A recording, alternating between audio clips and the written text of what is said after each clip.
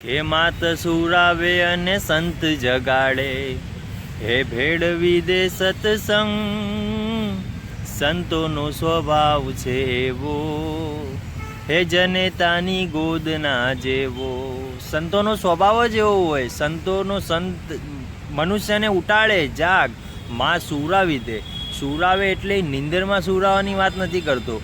સુરાવે એટલે સાંસારિક જીવનના માયામાં સુરાવી દે. બેટા તું આ કર, બેટા તું આ કર, બેટા તું આ કર. પણ સંત આ બધામાંથી ઉપર લઈ જાય, આ બધામાંથી માયામાંથી મુક્ત કરી દે અને એક જ રટન કરાવે કે હરિનું નામ જપજે, માયામાંથી બહાર આવજે.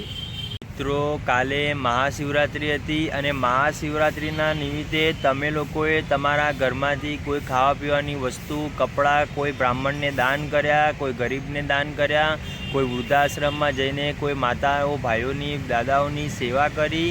તમે અઢળક દાન કર્યું. પણ આજે હું જે દાનની વાત કરું છું, આ દાન તમારા મારા વશની વાત નથી અને ખરેખર નથી. કેમ કે આ ભાઈએ જાસકા ગામના અંદર જે આ કેતનભાઈ છે એમને તેમના દીકરાનું દાન કર્યું. શ્રી વાળીનાથ મહાદેવ મંદિરમાં પૂજ્ય જયારામ ગિરિબાપુના ચરણમાં તેમને આ દીકરાનું દાન કર્યું છે. મિત્રો, બહુ મોટી વાત કહેવાય. આ વિડીયોથી આપણે એ શીખી શકીએ છીએ કે દાન કરવા માટે પૈસાની જરૂર નથી પડતી. કોઈની સેવા કરવા માટે તમારે સમયની જરૂર નથી પડતી.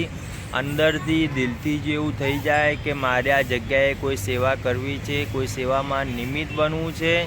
તો મિત્રો, ભગવાન તમને 100% બળ આપશે. પણ એવી પ્રાર્થના ખરેખર દિલથી થવી જોઈએ.